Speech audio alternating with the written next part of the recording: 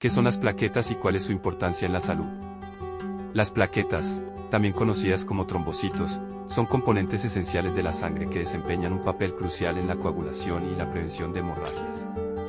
Son fragmentos celulares pequeños, sin núcleo, derivados de células más grandes llamadas megacariocitos, que se encuentran en la médula ósea. A pesar de su diminuto tamaño, su función es vital para mantener la hemostasia, el proceso que detiene el sangrado y repara los vasos sanguíneos dañados. Origen y producción de las plaquetas. Las plaquetas se originan en la médula ósea, donde los megacariocitos, células grandes y multinucleadas, producen y liberan fragmentos citoplasmáticos al torrente sanguíneo. Este proceso se regula a través de varias señales biológicas y hormonas, siendo la trombopoyetina una de las más importantes.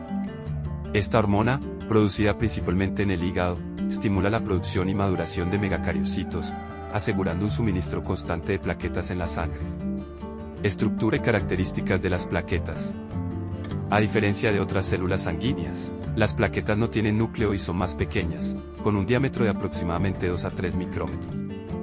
Su forma es generalmente discoide cuando están inactivas, pero pueden cambiar de forma y extender pseudópodos cuando se activan, lo que les permite adherirse y agregarse en los sitios de lesión vascular.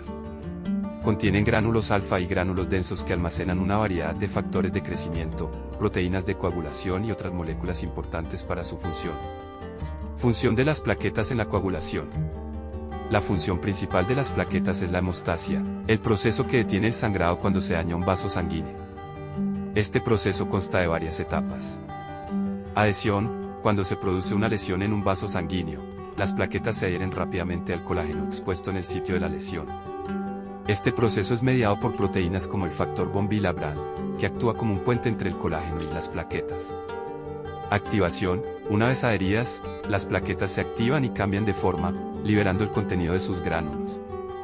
Esto incluye factores de coagulación, adenosina difosfato, ADP, y tromboxano A2, que amplifican la señal de activación y reclutan más plaquetas al sitio de la lesión. Agregación. Las plaquetas activadas se unen entre sí a través de puentes de fibrinógeno y forman un tapón plaquetario temporal.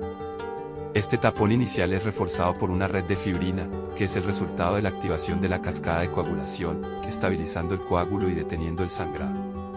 Mantenimiento y regulación de las plaquetas. El equilibrio de las plaquetas en el cuerpo es crucial.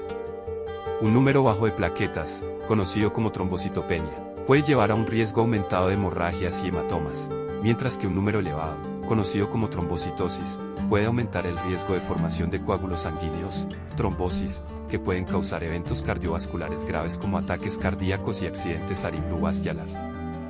El cuerpo regula la producción y destrucción de plaquetas a través de varios mecanismos. La trombopoyetina es la principal hormona reguladora, y se produce en respuesta a la demanda de nuevas plaquetas. Las plaquetas tienen una vida útil corta, generalmente entre 7 y 10 días, después de los cuales son eliminadas del sistema circulatorio por el vaso y otros órganos. Trastornos relacionados con las plaquetas. Existen varios trastornos que afectan la cantidad y función de las plaquetas, incluyendo trombocitopenia. Esta condición se caracteriza por un recuento bajo de plaquetas y puede ser causada por una variedad de factores, como enfermedades autoinmunes, infecciones, ciertos medicamentos y trastornos hematológicos.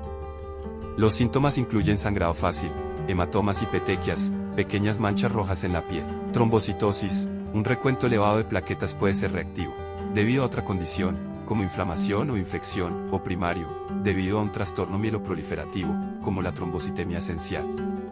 Los riesgos incluyen la formación de coágulos sanguíneos y, en algunos casos, sangrado anormal.